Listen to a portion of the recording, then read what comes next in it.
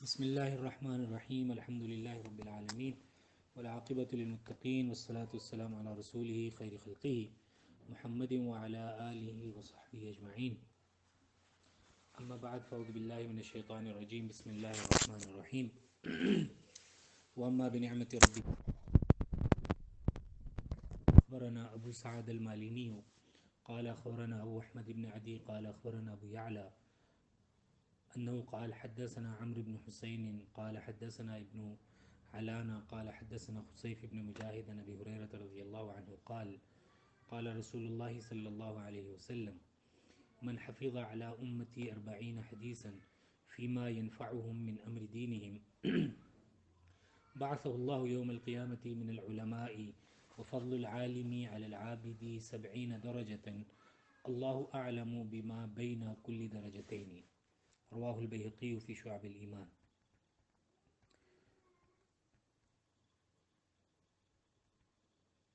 وبه قال حدثنا اسحاق بن يحيى قال حدثنا ابو الاشعث احمد بن المقدام العجلي البصري قال حدثنا أمية بن خالد قال حدثنا اسحاق بن يحيى بن طلحة قال حدثني ابن كعب بن مالك رضی اللہ عنہ عن ابیہ رضی اللہ عنہ قال سمعت رسول اللہ صلی اللہ علیہ وسلم یقول من طلب العلم لیجاری به العلماء او لیماری به السفهاء او یصرف به وجوه الناس الیہ ادخلہ اللہ النار رواہ الترمذی. صدق اللہ العظیم وبلغنا رسوله النبی الکریم ونحن على ذلك لمن الشاہدین والشاکرین والحمد للہ رب العالمین. کچھ اسٹوڈنٹس کی طرف سے اس خواہش کا اظہار کیا گیا کہ آج کل جو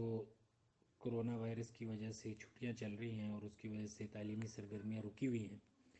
تو امام نووی رحمۃ اللہ علیہ کی مشہور کتاب الاربعون للنووی، اس کے اوپر اگر کچھ گفتگو کر لی جائے اور ان 40 احادیث کا مذاکرہ کر لیا جائے تاکہ اس وقت سے فائدہ اٹھایا جا سکے، تو آج الحمدللہ 4 اپریل 2020 کو، جو کہ غالباً شعبان کی آج 9 تاریخ ہے، تو آج اللہ کے فضل و کرم سے اس کام کا آغاز کیا جا رہا ہے. امام نووی رحمۃ اللہ علیہ کی جو کتاب ہے الاربعون، اس کے بارے میں تھوڑا سا جان لینا ضروری ہے، اور خاص طور پر یہ جو اربعون کا منہج ہے یہ کیا ہے، اور اس کے منہج کی وجہ کیا ہے، اور کیوں اس کی طرف علماء کا بہت زیادہ رجحان رہا ہے. تو اربعون اصل میں حدیث شریف کے اندر جب اربعون کا لفظ آتا ہے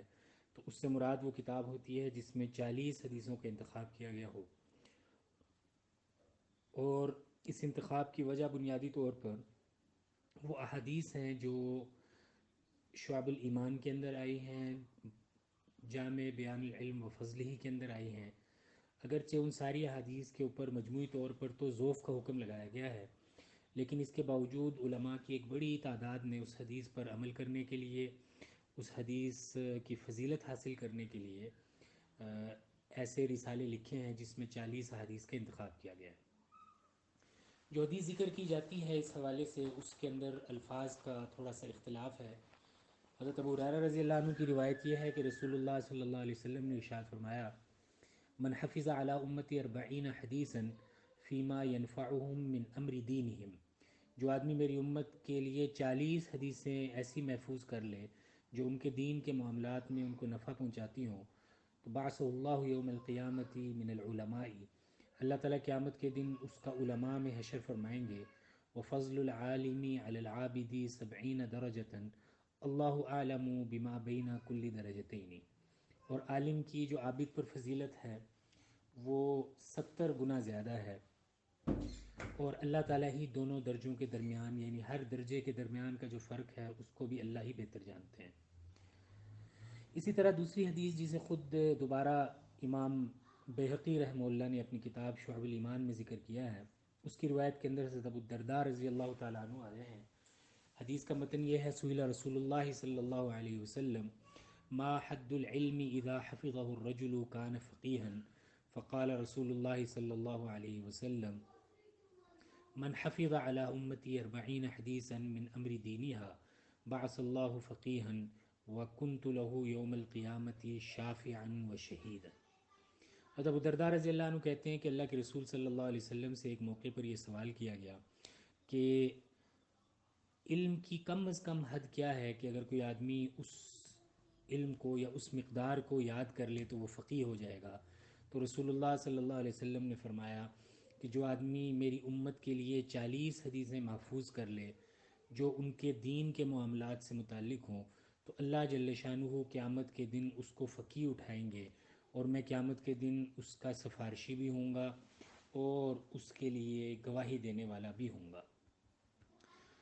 اور تیسری حدیث تقریباً اس سے ملتی جلتی ہے جو حضرت انس بن مالک رضی اللہ تعالیٰ عنہ سے مروی ہے، اور اسے امام قرطبی رحمہ اللہ نے ذکر کیا ہے باب بیان العلم کے اندر۔ بابو ابن عبد البر قرطبی جو ہیں انہوں کی کتاب ہے جامع بیان العلم و فضلہ، اس کے اندر حضرت انس بن مالک رضی اللہ عنہ سے روایت ہے، وہ کہتے ہیں کہ رسول اللہ صلی اللہ علیہ وسلم نے ارشاد فرمایا من حمل من امتی 40 حدیثا لقی اللہ یوم القیامت فقیہا عالما، کہ جس آدمی نے میری امت کے لیے 40 حدیثوں کو محفوظ کیا تو وہ اللہ تعالیٰ کو قیامت کے دن فقیہ اور عالم بن کر ملے گا، یعنی اس کا حشر قیامت کے دن فقہاء اور علماء کے ساتھ ہوگا۔ یہ 3 روایتیں ہیں بنیادی طور پر جن کی وجہ سے علماء کے اندر ہمیشہ ان احادیث کو یاد کرنے کا، محفوظ کرنے کا اور ایک انتخاب بنانے کا رجحان رہا ہے، اور اس حوالے سے بہت ہی تفصیل موجود ہے، بہت سارے لوگوں نے اس حوالے سے کام کیا ہے، اور غالباً سب سے پہلا کام اس کے اندر جو ہوا ہے وہ حضرت عبداللہ ابن مبارک رحمۃ اللہ علیہ کا کام ہے، جو کہ بہت ہی بلند پایہ عالم اور فقیہ اور محدث تھے، اور انہوں نے بھی ایک 40 لکھی ہے۔ اس کے علاوہ پھر اسلمت توسی کی ہے، اور اس کے علاوہ امام نسائی کی، ابو بکر آجوری کی، اصفہانی کی، دارقطنی کی، حاکم کی، ابو نعیم کی، اور ان کے علاوہ بھی بہت سارے لوگ ہیں جنہوں نے اس حوالے سے کتابیں لکھی ہیں، اور امام بہقی کا نام آتا ہے، دارقطنی کا نام آتا ہے، اور عبد الرحمن سلمی کا نام آتا ہے، اور ان سب لوگوں نے یہ 40 حدیثیں اس لیے لکھی تاکہ وہ فضیلت جو حدیث کے اندر آتی ہے وہ حاصل ہو سکے۔ اسی حوالے سے امام جو نووی ہیں رحمۃ اللہ علیہ ان کو بھی خیال ہوا، اور انہوں نے بھی یہ احادیث جمع کی، اور دلچسپ بات اس سارے کے اندر یہ ہے کہ یہ جو حدیثیں جمع کرنے والے حضرات ہیں انہوں نے اپنے ذاتی رجحانات کے حوالے سے حدیثیں جمع کی ہیں، یعنی امام نووی رحمۃ اللہ علیہ کا ایک خاص رجحان ہے، وہ انشاءاللہ جب ہم پڑھیں گے تو اس رجحان کا کچھ نہ کچھ ہمیں اندازہ ہوتا جائے گا، حدیثوں کے انتخاب کا اور حدیثوں کے متن اور اس کی جو تفصیلات ہیں اس کو ہم دیکھ کر اس کی طرف اشارہ کریں گے۔ لیکن مختلف زمانے میں مختلف لوگوں نے اپنے اپنے رجحانات کے اعتبار سے بھی احادیث کو جمع کیا ہے۔ مثال کے طور پر ایک صاحب ہیں جو کہ محمد ابن الحسین ابن محمد ابن موسیٰ ابن خالد ابن سالم نیساپوری ہیں، نیشاپور کے رہنے والے تھے، اور ان مشہور ہیں ابو عبد الرحمن سلمی کے نام سے۔ ان کی ایک کتاب ہے جس کا نام انہوں نے رکھا ہے الاربعین فی التصوف،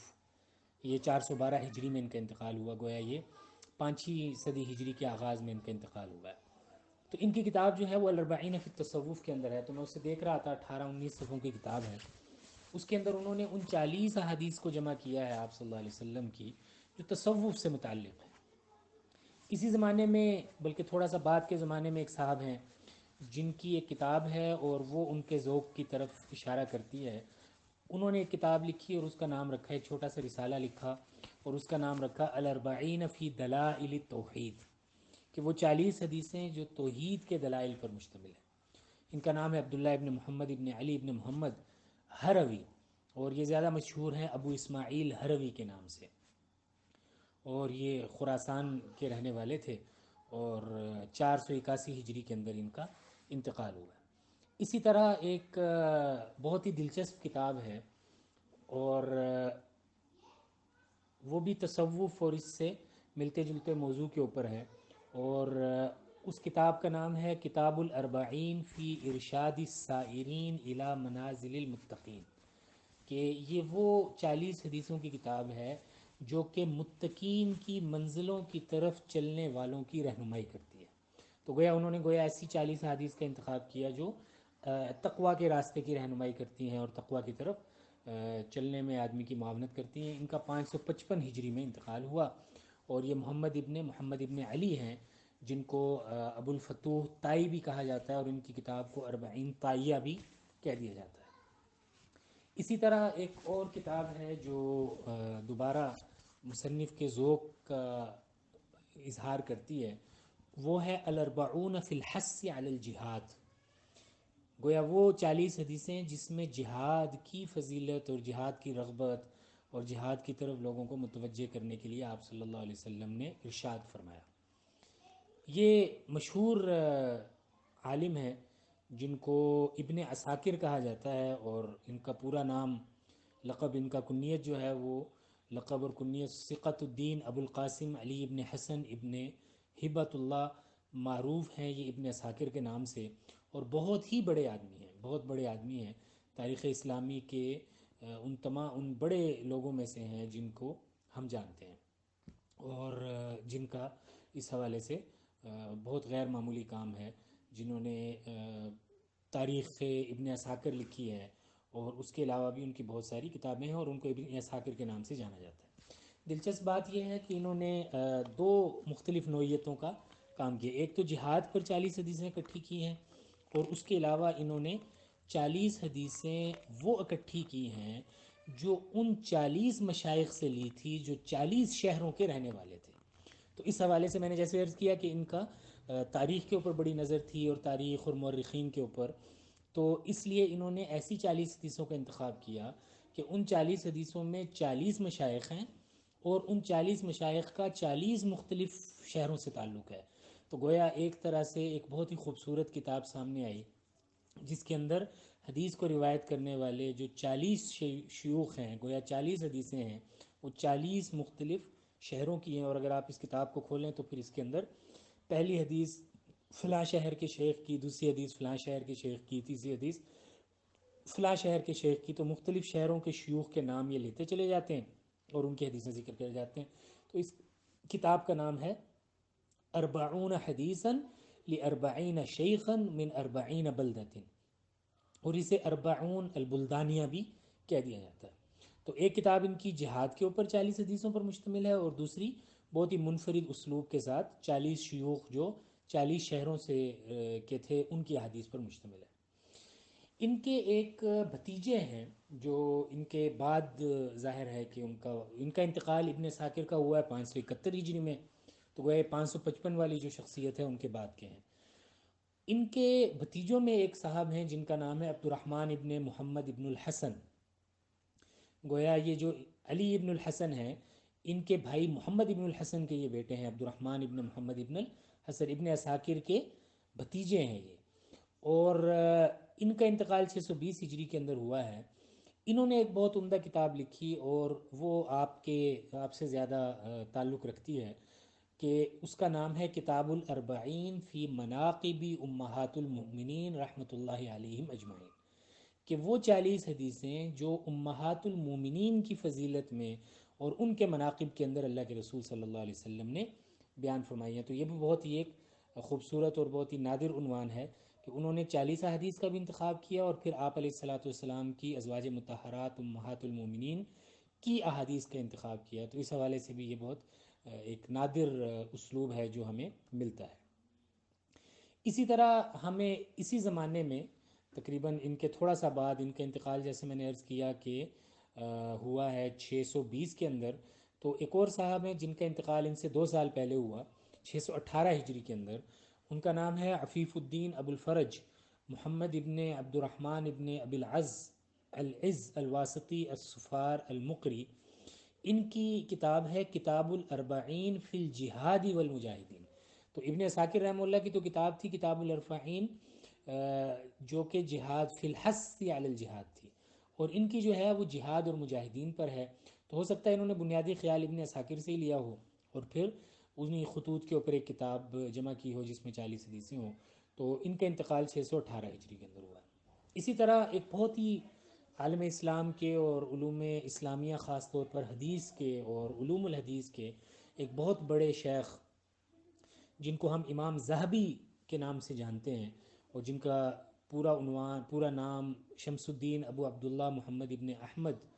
ابن عثمان الذہبی ہے۔ یہ بہت بڑے آدمی ہیں حدیث اور علوم الحدیث کے۔ انہوں نے صحابہ کے حالات پر ایک بہت غیر معمولی کتاب لکھی ہے، صحابہ اور بعد والے حضرات کے حالات پر، سیر اعلام النبلاء۔ اسی طرح حدیث شریف کے جو راوی ہیں ان کے اوپر ایک بہت عمدہ کتاب تذکرۃ الحفاظ کے نام سے ہے۔ اسی طرح ان کی ایک کتاب جو کہ حدیث کے نقد میں بہت کام آتی ہے، علم الرجال کی ایک بہت ہی معروف کتاب ہے،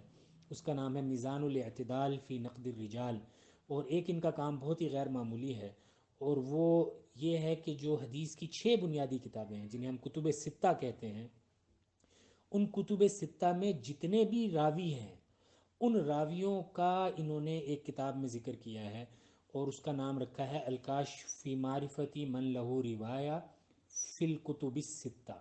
اس کے اندر تقریباً 7179 راویوں کا انہوں نے ذکر کیا ہے۔ یہ وہ لوگ ہیں جنہوں نے، اس میں صحابی بھی ہیں، تابعین بھی ہیں، تبع تابعین بھی ہیں، اور بعد والے حضرات بھی ہیں۔ تو گویا جو کتب ستہ کے جتنے بھی راوی ہیں، ظاہر ہے کہ ان میں بعد میں تکرار ہوتا گیا، بہت ساری جگہوں پر صحابہ ریپیٹ ہو رہے ہیں، تابعین ریپیٹ ہو رہے ہیں، تبع تابعین ریپیٹ ہو رہے ہیں، تو وہ کل تعداد جو ہے وہ 7179، ایک کم 80 بنتی ہے۔ ان کا جو کتاب ہے اس کا نام ہے کتاب الاربعین فی صفات رب العالمین۔ تو گویا انہوں نے جو اربعین کا انتخاب کیا وہ اللہ جل شانہ کی صفات کے بارے میں جو حدیث آتی ہیں وہ لکھی، اور اس کا نام رکھا کتاب الاربعین فی صفات رب العالمین۔ ایک اور نام بھی ہم ذکر کر کے پھر چلتے ہیں امام نووی رحمۃ اللہ علیہ کی طرف، اور وہ بھی بہت غیر معمولی شخصیت ہیں حدیث اور علوم الحدیث کی۔ ان کا نام معروف ہے وہ ملا علی قاری رحمۃ اللہ علیہ کے نام سے۔ ان کا پورا نام ہے علی ابن سلطان محمد القاری الہروی المکی الحنفی۔ یہ ملا علی قاری کے نام سے بہت معروف ہیں، اور حدیث کے بڑے ائمہ میں سے ہیں، اور شروح لکھنے والے حضرات میں ان کی بہت مقبولیت ہے۔ انہوں نے بہت ساری شرح لکھی ہیں، جن میں سے معروف ترین شرح جو ہے وہ تو مشکات المصابیح جو حدیث کی مشہور کتاب ہے، اس کی جو سب سے معروف شرح ہے وہ ملا علی قاری رحمۃ اللہ علیہ کی ہے، مرقات المفاتیح۔ اسی طرح انہوں نے امام مالک رحمۃ اللہ علیہ کی جو معطا ہے اس کی شرح لکھی ہے، اس کی جو مشکلات ہیں، اس کے جو مشکل مقامات ہیں، اس کا نام ہے شرح مشکلات المعطا۔ اسی طرح شفا قاضی عیاض رحمۃ اللہ علیہ کی جو کتاب ہے الشفا فی تعریف حقوق المصطفیٰ، اس کی بھی شرح لکھی ہے، اور ایک بہت معروف دعاؤں کی کتاب ہے، آپ واقف ہوں گے، حسن حسین، اس کی شرح لکھی ہے۔ اور اسی طرح امام ترمذی رحمۃ اللہ علیہ کی جو شمائل ہے، شمائل الترمذی، اس کی بھی شرح لکھی ہے۔ اور ان کی اور بھی بہت ساری کتابیں ہیں، جن میں سے ایک ان کی 2-3 کتابیں اور ذکر کرنے کے قابل ہیں، اور بہت ساری کتابیں ہیں، لیکن ظاہر ہے کہ ہمارے موضوع سے متعلق ایک تو انہوں نے امام نووی کی جو اربعین ہے اس اربعین کی شرح لکھی ہے، تو اس حوالے سے ان کی اہمیت بہت غیر معمولی ہے کہ امام نووی کی اربعین کی شرح یہ لکھ رہے ہیں۔ دوسری ان کی 2 کتابیں خود سے بھی ہیں جو اربعین ہی ہیں، ان میں سے ایک کتاب ہے فیض المعین علی جمع الاربعین فی فضل القرآن المبین، کہ وہ احادیث، وہ 40 احادیث جو قرآن کریم کی فضیلت کے بارے میں مروی ہیں، ان احادیث کو انہوں نے جمع کیا ہے۔ اور دوسرا انتخاب ان کا ہے 40 حدیثا قدسیتا، کہ اللہ کے رسول صلی اللہ علیہ وسلم بعض اوقات یہ فرماتے ہیں کہ اللہ جل شانہ یہ فرماتے ہیں۔ مثلا مشہور حدیث جو ہے آپ نے بھی پڑھی ہے، کہ جس کے اندر اللہ کے رسول صلی اللہ علیہ وسلم فرماتے ہیں کہ یقول اللہ تعالی انا عند الظن عبدی بی، کہ اللہ جل شانہ فرماتے ہیں کہ میں بندے کے ساتھ جیسا گمان میرے ساتھ بندہ کرتا ہے میں اس کے ساتھ ویسا ہی معاملہ کرتا ہوں۔ تو وہ حدیث جس کے اندر اللہ کے رسول صلی اللہ علیہ وسلم اللہ جل شانہ کے بارے میں کوئی بات فرما رہے ہوں، وہ حدیث قدسی کہلاتی ہے، اور ظاہر ہے کہ اس کا درجہ عام حدیث سے بڑھ جاتا ہے۔ تو یہ حدیث قدسی ہے۔ انہوں نے 40 احادیث کا انتخاب کیا جو حدیث قدسی ہیں۔ تو اس طرح یہ کچھ لوگ ہیں امام نووی رحمۃ اللہ علیہ کے زمانے تک جنہوں نے مختلف عنوانات پر 40 احادیث کا انتخاب کیا ہے۔ اب ہم آتے ہیں امام نووی رحمۃ اللہ علیہ کے کام پر اور ان کے تھوڑے سے تعارف پر، تاکہ پھر آگے ہم کتاب کی طرف بڑھ سکیں۔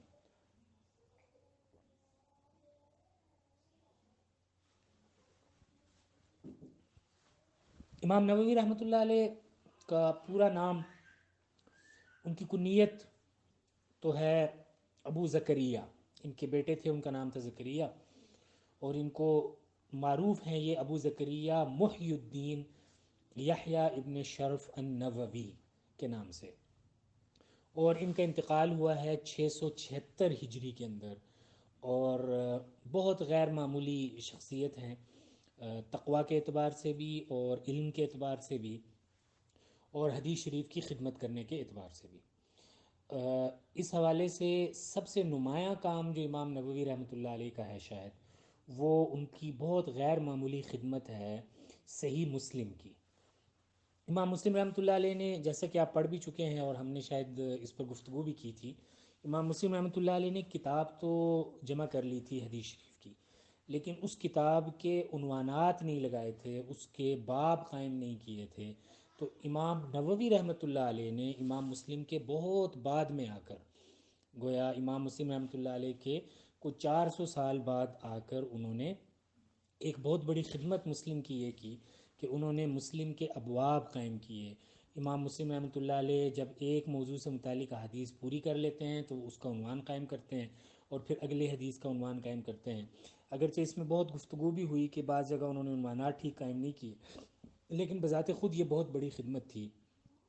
صحیح مسلم کی۔ اور دوسری بڑی خدمت جو انہوں نے صحیح مسلم کی وہ اس کی شرح لکھنا ہے،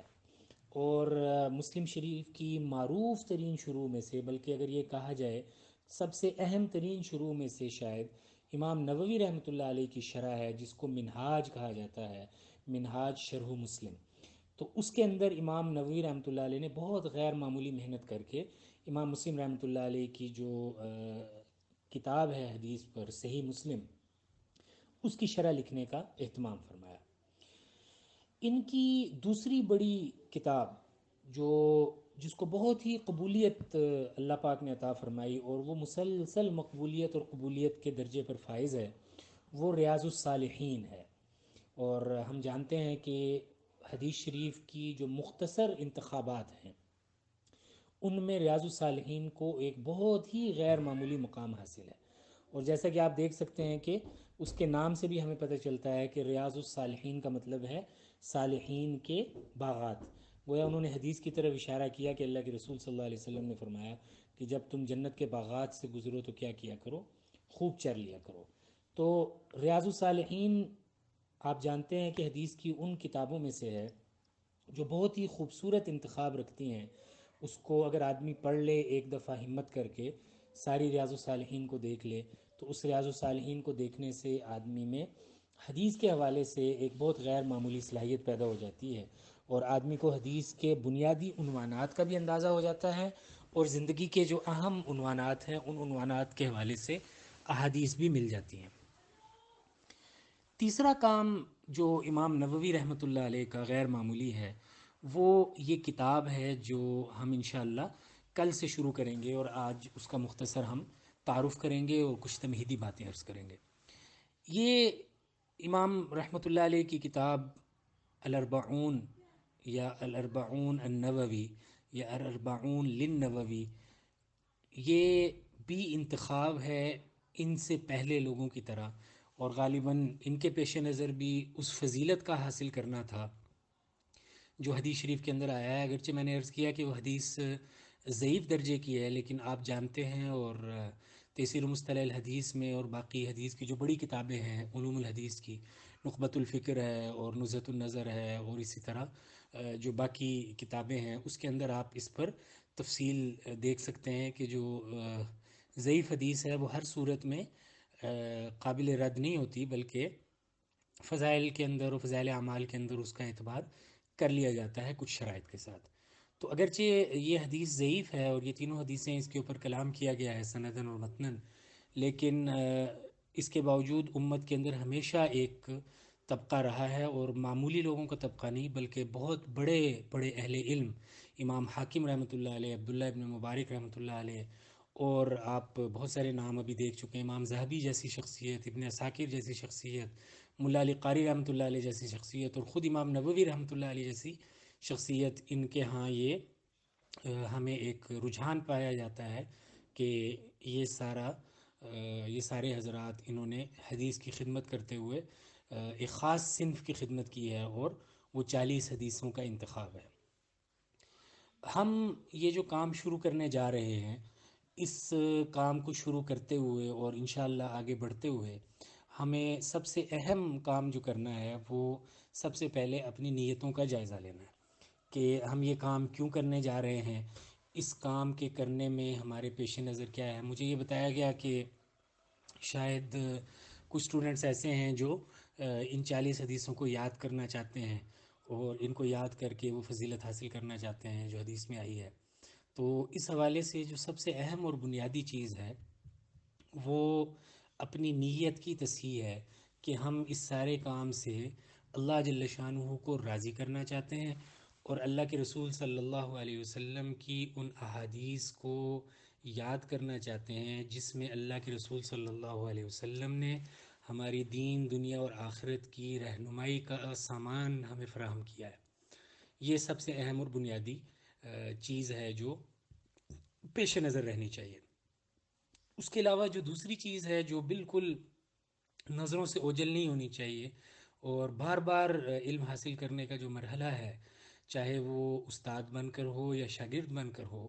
کیونکہ حدیث میں آتا ہے کہ اللہ کے رسول صلی اللہ علیہ وسلم نے فرمایا کن عالمن او متعلمن، کہ تمہیں دونوں حالتوں میں سے ہر وقت ایک حالت میں کم از کم ضرور رہنا چاہیے، یا تم عالم رہا کرو یا متعلم رہا کرو، یعنی یا سکھانے والے بن جایا کرو یا سیکھنے والے بن جایا کرو۔ تو اس حوالے سے جو دوسری اور بنیادی چیز ہے وہ اپنی نیتوں کی اس انداز میں تصحیح ہے کہ ہم یہ جو علم حاصل کر رہے ہیں، یہ جو حدیثیں ہم یاد کر رہے ہیں، ان حدیثوں کو یاد کرنے میں ہمارے پیش نظر صرف اور صرف اللہ جل شانہ اور اس کے حبیب صلی اللہ علیہ وسلم کی رضامندی اور ان کی شفاعت کو حاصل کرنا ہے۔ یہ بات میں اس لیے عرض کر رہا ہوں کہ بعض اوقات علم بھی حجاب بن جاتا ہے، علم بھی اللہ جل شانہ سے دوری کا ذریعہ بن جاتا ہے، علم میں بھی بعض اوقات کوئی مسئلہ ہے، تو اسی لیے علماء نے لکھا کہ ان لکل شیء آفۃ وللعلم آفات، کہ ہر چیز کے لیے کوئی نہ کوئی آفت ہوتی ہے، ہر چیز کا کوئی اینٹی وائرس ہوتا ہے۔ ہم دیکھتے ہیں نا آج کل ہم وائرس کا شکار ہیں، اللہ تعالیٰ ہم سب کو عافیت عطا فرمائے۔ ہر چیز کا ایک وائرس ہوتا ہے، کمپیوٹر کا وائرس ہوتا ہے، لیپ ٹاپ کا وائرس ہوتا ہے، موبائل کا وائرس ہوتا ہے، گاڑی کے اندر بعض اوقات کچرا پھنس جاتا ہے، ڈیفیکٹ ہو جاتا ہے، اور اسی طرح آپ دیکھتے ہیں کہ سلائی مشین کے اندر بعض اوقات کوئی دھاگا پھنس جاتا ہے اور اس سے سلائی مشین چلنا بند ہو جاتی ہے۔ آپ کا جو بلینڈر ہوتا ہے، اس بلینڈر کے اندر بعض اوقات کوئی چیز پھنس جاتی ہے جس سے وہ بلینڈر رک جاتا ہے، تو پھر اس کے لیے کیا کیا جاتا ہے؟ اس کی ریپیئرنگ کی جاتی ہے، اس کی صفائی کی جاتی ہے، اس کی اوور ہالنگ ہوتی ہے، اینٹی وائرس لگایا جاتا ہے۔ تو علماء نے لکھا کہ ہر چیز کے لیے کوئی نہ کوئی وائرس ہوتا ہے۔ وَلِلْعِلْمِ آفات، علم کے لیے بہت زیادہ آفتیں ہیں، عام چیزوں کے لیے تو شاید ایک آدھ آفت ہو، علم کی بہت ساری آفتیں ہیں۔ وہ آفتیں ہیں کیا ہیں علم کی؟ بعض لوگوں نے کہا کہ علم کی ایک آفت کیا ہے؟ نسیان، کہ آدمی علم حاصل کر رہا ہو اور ساتھ ساتھ بھول رہا ہو، یہ ایک بہت بڑی آفت ہے، آپ کو بات یاد نہ رہے، کب کون سی بات کہاں کیسے کی گئی۔ یا عجب، تکبر آ جانا، فخر کرنا علم پر، یا علم کو چھپانا، یا علم کے راستے میں رکاوٹیں پیدا کرنا، اور اس کی بہت ساری مثالیں ہو سکتی ہیں۔ تو ان میں سے ایک چیز یہ ہے کہ بعض اوقات جب آپ علم حاصل کر رہے ہوتے ہیں تو اس علم کو حاصل کرنے کے دوران آپ کے ذہن میں کہیں نہ کہیں یہ خیال آنا شروع ہو جاتا ہے کہ میں دوسروں سے بہتر ہو رہا ہوں، یا میں یہ حدیثیں اس لیے یاد کر رہا ہوں، یہ علم اس لیے حاصل کر رہا ہوں تاکہ میں اور لوگوں سے اس علم کے ذریعے مناظرہ کر سکوں، مجادلہ کر سکوں، لڑائی جھگڑا کر سکوں، اپنی برتری ثابت کر سکوں، یا لوگوں کے سامنے یہ کہہ سکوں کہ میں نے 40 حدیثیں یاد کر رکھی ہیں۔ تو ان چیزوں سے آغاز میں بھی بچنے کی ضرورت ہے، اور بار بار اپنے آپ کو اور اپنے دل کو سمجھانے کی ضرورت ہے کہ ہم یہ صرف اللہ جل شانہ کے لیے کر رہے ہیں۔ یہ بات میں عرض کیوں کر رہا ہوں؟ یہ اس لیے عرض کر رہا ہوں کہ بعض اوقات آپ کو یہ لگ رہا ہوتا ہے کہ آپ کی نیت بھی ٹھیک ہے، لیکن اس کے باوجود کوئی نہ کوئی معاملہ درمیان میں چھپا ہوا ہوتا ہے۔ مثال کے طور پہ کوئی آدمی جب حاصل کر رہا ہے تو حاصل کرتے ہوئے یہ نیت ہے کہ میں یہ اس لیے حاصل کر رہا ہوں تاکہ میں لوگوں کو پڑھاؤں، یہ نیت اچھی ہے، اس میں کوئی حرج نہیں ہے، لیکن غالب نیت یہ نہیں ہونی چاہیے کہ میں اس لیے حاصل کر رہا ہوں یا کر رہی ہوں کہ میں لوگوں کو پڑھاؤں، بلکہ اصل مقصد اللہ جل شانہ کی رضا ہونی چاہیے۔ مجھے ایک واقعہ یاد آ گیا تصوف کا، کہ ایک شیخ کے پاس ایک صاحب چلے گئے، اپنی اصلاح کروانی شروع کر دی، تربیت کروانی شروع کر دی۔ شیخ نے ان کی تربیت شروع کر دی، لمبا عرصہ ان کے پاس قیام کیا اور لمبا عرصہ خدمت کرتے رہے، اوراد، اشغال اور نمازیں، تہجد اور باقی معاملات کرتے رہے، اور اس دوران بہت سارے لوگ شیخ کے پاس آئے، بیٹھے، استفادہ کیا اور شیخ سے خلافت لے کر چلے گئے، اور یہ صاحب ویسے کہ ویسے ہی ہیں، ان کو اجازت نہیں مل رہی واپس جانے کی، گویا ان کا سلوک کا جو مرحلہ ہے وہ طے نہیں ہو رہا۔ تو ایک دن شیخ نے ان کو بلا لیا اور بلا کر کہا کہ بھائی، میں کئی دفعہ یہ سوچ چکا ہوں کہ میں آپ کو اجازت دے دوں اور آپ سے یہ کہوں کہ اب آپ جائیں اور جا کر اللہ اللہ کریں اور لوگوں کو بھی اللہ کی طرف بلائیں، لیکن مجھے اطمینان نہیں ہوتا، جب میں آپ کی طرف توجہ کرتا ہوں تو اس توجہ کے نتیجے میں مجھے کچھ حائل، کچھ رکاوٹ محسوس ہوتی ہے، تو اس کی کیا وجہ ہے؟ تم کس نیت سے یہاں بیٹھے ہوئے ہو؟ تو انہوں نے کہا حضرت میں تو اس نیت سے بیٹھا ہوں کہ اللہ کا نام سیکھوں اور لوگوں کو سکھاؤں۔ تو حضرت نے کہا کہ تمہاری یہی نیت تمہارے استفادے میں حائل ہوئی ہے، کہ تم ادھر آئے ہی اس لیے ہو کہ تم دوسروں کو سکھا سکو، تم نے ابھی تک اپنے لیے سیکھنے کی نیت نہیں کی۔ تمہارے علاوہ جتنے لوگ آتے گئے وہ اپنے لیے آتے تھے، استفادہ کرتے تھے اور اپنے آپ پر محنت کر کے اپنے آپ کو درست کر لیتے تھے، جس کے نتیجے میں آج ان سے لوگوں کو فائدہ ہو رہا ہے۔ اور تمہاری نیت چونکہ اپنے استفادے سے زیادہ دوسروں کو مستفید کرنے کی تھی، اور اس کے اندر بھی پتہ نہیں کتنے نیتیں ہوں گی، کتنا اپنے آپ کو بڑا کرنا، اپنے آپ کو نمایاں کرنا، اپنی شہرت کرنا، حاصل کرنا، یہ پیش نظر ہوگا۔ اس وجہ سے میں جب تمہاری طرف توجہ کرتا ہوں تو تم مجھے مکمل ہوتے نظر نہیں آتے۔ تو اس کی نیت کی تصحیح کروائی اور اس سے دوبارہ محنت کی کروائی، اور کچھ عرصے کے بعد اسے کہا کہ اب تمہاری تربیت ہو گئی ہے، تم چلے جاؤ۔ تو اس کام کے آغاز میں بھی جب بھی کوئی بڑا کام، کوئی دین کا کام ہم کریں تو ہماری نیت اللہ کی رضا ہونی چاہیے۔ قُلْ إِنِّي أُمِرْتُ أَنْ أَعْبُدَ اللَّهَ مُخْلِصًا لَهُ الدِّينَ، آپ فرما دیجئے کہ مجھے حکم دیا گیا ہے کہ اللہ تعالیٰ کے لیے خالص کر کے عبادت کروں، اعبد اللہ مخلصا لہ الدین، کہ میں اللہ کی عبادت کروں اس کے لیے دین کو خالص رکھتے ہوئے۔ وما امروا الا لیعبدوا اللہ مخلصین لہ الدین حنفاء۔ تو یہ پہلو بہت اہم ہے، اس لیے کہ بعض اوقات اگر خدا نخواستہ آدمی کوئی کام کر رہا ہو اس نقطہ نظر سے کہ لوگ خوش ہو جائیں، لوگوں کو پتہ چل جائے ہم نے 40 حدیثیں یاد کر لی، ہم نے کچھ حاصل کر لیا، لوگوں کو بتانا، لوگوں کے سامنے اظہار کرنا، اللہ کے رسول صلی اللہ علیہ وسلم نے حدیث میں بہت سختی سے ان چیزوں سے بچنے کی تاکید فرمائی ہے۔ میں نے شروع میں جو حدیث پڑھی آپ کے سامنے، امام ترمذی رحمۃ اللہ علیہ نے سے روایت کیا ہے، اللہ کے رسول صلی اللہ علیہ وسلم نے فرمایا من طلب العلم لیجاری به العلماء، کہ کوئی آدمی اگر علم اس لیے حاصل کرتا ہے تاکہ علماء کے ساتھ مناظرہ کر سکے، اپنے آپ کو کیپیبل کر رہا ہے ڈسکشن کے لیے، اپنے آپ کو کیپیبل کر رہا ہے ڈیفرنس کے لیے، اپنے آپ کو کیپیبل کر رہا ہے ہیٹڈ ڈیبیٹ کے لیے بڑے بڑے لوگوں کے ساتھ، تو اللہ کے رسول صلی اللہ علیہ وسلم نے فرمایا کہ جو آدمی لوگوں علم حاصل کرتا ہے اس لیے تاکہ علماء کے ساتھ مناظرہ کر سکے، وہ صاحب بڑی باتیں کرتے ہیں، ان کے پاس بڑا نالج ہے، میں بھی کچھ سیکھتا ہوں تاکہ میں ان کے ساتھ ایکول فوٹنگ پہ بات کر سکوں، ترکی بترکی جواب دے سکوں۔ دوسری بات آپ نے فرمائی اولی یماری ابھی السفہاء، یا اپنے دلائل کے ذریعے کم عقل لوگوں کو چپ کرا سکے یا کم عقل لوگوں سے بحث کر سکے، او لیصرف به وجوہ الناس الیہ، یا تیسری نیت یہ ہو تاکہ کچھ پرومیننس حاصل کر سکے، کچھ اپیرنس اس کی ہو جائے، کچھ فالوئنگ ہو جائے، لوگوں کے چہرے اس کی طرف مڑنا شروع ہو جائیں، people start looking at him, people start staring at him, people start following him۔ تو اللہ کے رسول صلی اللہ علیہ وسلم نے فرمایا کہ اگر کوئی آدمی خدا نخواستہ ان چین چیزوں کی نیت سے علم حاصل کرے تو اللہ کے رسول صلی اللہ علیہ وسلم نے فرمایا کہ یہ اللہ کو پسند نہیں ہے، ادخلہ اللہ النار، اللہ تعالیٰ اس نیت کی وجہ سے اس کو جہنم میں ڈال دیں گے۔ امام ترمذی اس روایت کو لے کر آئے، لیکن اس سے ملتی جلتی وہ مشہور روایت ہے جو میں نے اور آپ نے کئی دفعہ سن لی ہے، اور وہ حضرت ابو ہریرہ رضی اللہ عنہ سے مروی ہے۔ عام روایت کے اندر تو بس وہ روایت آتی ہے اور گزر جاتی ہے، لیکن ایک جگہ پر وہ روایت بہت ہی تفصیل سے آئی ہے، اور اس کے اندر حضرت ابو ہریرہ رضی اللہ عنہ کی پوری کیفیت ذکر کی گئی ہے، جس کیفیت میں انہوں نے اس حدیث کو روایت کیا ہے، اور وہ بہت ہی غیر معمولی کیفیت ہے۔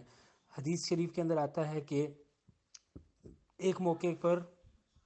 حضرت ابو ہریرہ رضی اللہ تعالیٰ عنہ نے اپنے جو شاگرد تھے اور ان کے قریب لوگ بیٹھے ہوئے تھے، ان کو یہ فرمایا کہ اللہ کے رسول صلی اللہ علیہ وسلم نے مجھے ایک حدیث بیان فرمائی، اور ابھی وہ حدیث بیان کرنا شروع کر ہی رہے تھے کہ اس حدیث کے اندر بیان کی گئی باتوں کی جو شدت تھی، اور اس حدیث کے اندر بات کی جو وعید تھی، اس وعید کا خیال کر کے اور اس کا احساس جب ان کو ہوا، تو اس احساس کی شدت کی وجہ سے حضرت ابو ہریرہ رضی اللہ تعالیٰ عنہ بے ہوش ہو گئے۔ شاگردوں نے پانی وغیرہ دیا، ہوش میں لائے، اور ہوش میں لانے کے بعد دوبارہ ان سے گزارش کی کہ شیخ آپ ہمیں حدیث بیان کر رہے تھے تو آپ ہمیں حدیث بیان کیجئے۔ انہوں نے دوبارہ حدیث بیان کرنے کا ارادہ کیا، تو روایت کے اندر آتا ہے کہ دوبارہ بے ہوش ہو گئے، اور پھر تیسری دفعہ بے ہوش ہوئے، اور تیسری دفعہ بے ہوش ہونے کے بعد پھر حضرت ابو ہریرہ رضی اللہ تعالیٰ عنہ نے وہ حدیث روایت کی جو کہ مشہور حدیث ہے، اور امام بخاری بھی اسے لے کر آئے ہیں، اور امام مسلم رحمۃ اللہ علیہ بھی، اور باقی حضرات بھی لے کر آئے۔ وہ حدیث یہ ہے کہ امام بخاری رحمۃ اللہ علیہ فرماتے ہیں کہ امام بخاری یہ روایت حضرت ابو ہریرہ رضی اللہ تعالیٰ عنہ سے لے کر آئے ہیں، اور معذرت یہ امام مسلم رحمۃ اللہ علیہ لے کر آئے ہیں۔ تو امام مسلم رحمۃ اللہ علیہ یہ فرماتے ہیں کہ حضرت ابو ہریرہ رضی اللہ تعالیٰ عنہ روایت کرتے ہیں کہ قیامت کے دن ابتدائی طور پر جن لوگوں کا فیصلہ کیا جائے گا، ان میں سے ایک آدمی وہ ہوگا جسے اللہ جل شانہ نے شہادت کی نعمت عطا فرمائی ہوگی۔ اللہ اسے بلائیں گے لوگوں کے سامنے، اور اس سے اپنی نعمت کا اظہار کریں گے، اور یہ کہیں گے کہ ہم نے تمہیں شہادت کی نعمت سے سرفراز کیا۔ تو کہے گا یا اللہ آپ نے مجھے طاقت دی تھی، قوت دی تھی، اور آپ کی اس طاقت اور قوت کو میں نے استعمال کیا، اور میں آپ کے راستے کے اندر لڑتے لڑتے شہید ہو گیا۔ اللہ کے رسول صلی اللہ علیہ وسلم نے فرمایا کہ اللہ فرمائیں گے نہیں، تم اس وجہ سے لڑتے رہے تاکہ یہ کہا جائے کہ تم بڑے بہادر ہو، لیکنک قاتلت لأن یقال جریء فقد قیل، جس نیت سے تم نے یہ کیا تھا وہ تو کہا جا چکا ہے، فسحب علی وجہہ حتی القی فی النار، اس کو منہ کے بل گھسیٹ کر آگ کے اندر پھینک دیا جائے گا۔ پھر دوسرا آدمی اس کو اللہ بلائیں گے، وہ آدمی ہوگا جس نے علم حاصل کیا ہوگا اور اسے سیکھا ہوگا اور قرآن کو پڑھا ہوگا۔ قرآن کو پڑھنے سے مراد یہاں الفاظ نہیں ہے، بلکہ اس سے مراد یہ ہے کہ قرآن کے علوم اور معارف، ہم جتنے علوم حاصل کرتے ہیں، فقہ ہے، تفسیر ہے، حدیث ہے، علوم الحدیث ہے، رجال ہے، طبقات ہیں، بلاغت ہے، صرف ہے، نحو ہے، تاریخ ہے، منطق ہے، فلسفہ ہے، ان سب کے حاصل کرنے کا مقصد اصل میں علوم عالیہ یعنی حدیث اور قرآن کو سمجھنا ہے۔ تو قرآن کو پڑھنے کا مطلب یہ ہے کہ وہ کیپیبل ہو گیا تھا قرآن کے سمجھنے میں اور سمجھانے میں، تو اس کے سامنے اللہ اپنی نعمتوں کا اعتراف کریں گے، کروائیں گے۔ وہ کہے گا یا اللہ آپ نے مجھے بڑی نعمتیں دی، آپ نے علم عطا فرمایا، اور میں نے علم سیکھا بھی اور لوگوں کو سکھایا بھی۔ اللہ فرمائیں گے نہیں، تو نے تو علم اس لیے سیکھا تھا، یہ مسلم کے الفاظ ہیں، تعلمت العلم لیقال عالم، تو نے علم اس لیے سیکھا تھا تاکہ لوگ یہ کہتے پھریں یہ بڑا عالم ہے۔ وقرأت القرآن لیقال ہوا قارئ، اور تو نے قرآن اس لیے سیکھ رکھا تھا، تو اس کی آواز اس کے اندر عمدہ آواز سے پڑھتا تھا، اس کے معنی، مفاہیم، تفسیریں، اس کے اندر بلاغی، اشاری، فقہی، اور نظم قرآن، اور پتہ نہیں کون کون سے مناہج ان پر تو بات کرتا تھا، تاکہ یہ کہا جائے کہ یہ بڑا قاری ہے۔ تو جس مقصد کے لیے تو یہ کرتا رہا وہ کر دیا گیا ہے، فسحب علی وجہہ حتی القی فی النار، اس کو بھی منہ کے بل گھسیٹ کر جہنم میں پھینک دیا جائے گا۔ اور تیسرا آدمی وہ ہوگا کہ جس پر اللہ نے بڑی وسعت کر رکھی ہوگی اور اس کو ہر طرح کا مال دیا ہوگا، اللہ بلائیں گے، اپنی نعمتوں کا اعتراف کروائیں گے، وہ اعتراف کرے گا، اللہ کہیں گے تو نے کیا کیا ان نعمتوں کے بعد؟ تو وہ کہے گا یا اللہ کوئی خیر کا راستہ، کوئی خیر کا موقع ایسا نہیں تھا جس کے اندر آپ کو خرچ کرنا پسند نہ ہو مگر میں نے اس میں خرچ نہ کیا ہو۔ میں بڑا ہی جنرس تھا، میری جنرosity کے تو بڑے چرچے تھے، لوگ کہتے تھے کہ یہ بہت ہی جنرس ہے، یہ تو پیسے کو ہاتھ کی میل سمجھتا ہے، اس کو بس بتا دو کہ کہاں خرچ کرنا ہے یہ فوراً خرچ کر دیتا ہے۔ تو اللہ کے رسول صلی اللہ علیہ وسلم نے فرمایا کہ اللہ فرمائیں گے نہیں، تو نے یہ اس لیے کیا تھا لیقال ہوا جواد، اور ایک روایت کے اندر آتا ہے لیقال انکا جواد، تو نے یہ اس لیے کیا تھا تاکہ یہ کہا جائے کہ تو بڑا جواد ہے، تو بڑا سخی ہے، لہٰذا یہ کہا گیا فصحب علی وجهه حتى القی فی النار، اس کے چہرے کو بھی گھسیٹ کر، اس کو چہرے کے بل گھسیٹ کر جہنم میں پھینک دیا جائے گا۔ تو یہ جو حدیث ہیں، ان حدیثوں کے اندر جو پہلی حدیث میں نے آپ کو عرض کی کہ آدمی علم کو حاصل کرتے ہوئے بار بار اپنی نیت کی تصحیح کرے اور بار بار اپنے آپ کو ٹٹولے، اپنے آپ کو وہ سوچے، اپنے آپ کو غور کرے کہ میں یہ جو علم حاصل کر رہا ہوں میرے پیش نظر کیا ہے، صرف اللہ کی رضا۔ ہاں، یہ نیت کرنا کہ انشاءاللہ خود بھی سیکھ کے دوسروں کو سکھائیں گے، لیکن وہ بھی اللہ کی رضا کے لیے، یعنی دوسروں کو سکھانے کی نیت ہو لیکن اس سے بھی حاصل کیا کرنا چاہتا ہو، اس لیے نہیں تاکہ لوگوں کے ساتھ مناظرہ کرے، تاکہ جاہل لوگوں کو خاموش کروا دے، تاکہ لوگوں کی فالوئنگ حاصل کر سکے، لوگوں کی اٹینشن حاصل کر سکے، لوگ اس کی طرف پھر پھر کے مڑ مڑ کے دیکھنا شروع کر دیں، اسے آڈینس مل جائے لوگوں کی، نہیں، اللہ کی رضا کے لیے۔ اور دوسری بات یہ کہ اس لیے علم حاصل کرے تاکہ اللہ راضی ہو جائیں اور لوگ یہ نہ کہیں کہ یہ بڑا عالم ہے، بڑا ایکسپریسو ہے، بڑا نالجبل ہے، اس کی گفتگو بڑی مسمرائزنگ ہوتی ہے، اس کی گفتگو کے اندر بڑے جناب بڑی میوزیکیلٹی ہوتی ہے، رائم سکیم ہوتی ہے، اور جناب یہ جب گفتگو کرتا ہے تو لوگ اس کی گفتگو کے سحر میں مبتلا ہوئے، نہیں، صرف اور صرف اللہ کی رضا حاصل کرنے کے لیے۔ تو ہم انشاءاللہ ہر مرحلے پر اس کا خیال رکھیں، اور اللہ تعالی ہمیں بہت عافیت کے ساتھ اس سارے مجموعے کو، ان 40 حدیثوں کو سیکھنے کی، پڑھنے کی، اور ان کے اندر موجود جو ارشادات ہیں آپ علیہ السلام کے اور جو رہنمائی ہے ان کو اللہ تعالیٰ اچھی طرح سمجھنے کی، سمجھانے کی، اور پھر ان پر پوری طرح عمل کرنے کی، اپنی زندگی میں نافذ کرنے کی، اور دوسروں کو پورے طریقے کے ساتھ اور صحیح فہم اور صحیح انداز کے ساتھ آگے پہنچانے کی بھی اللہ جل شانہ توفیق عطا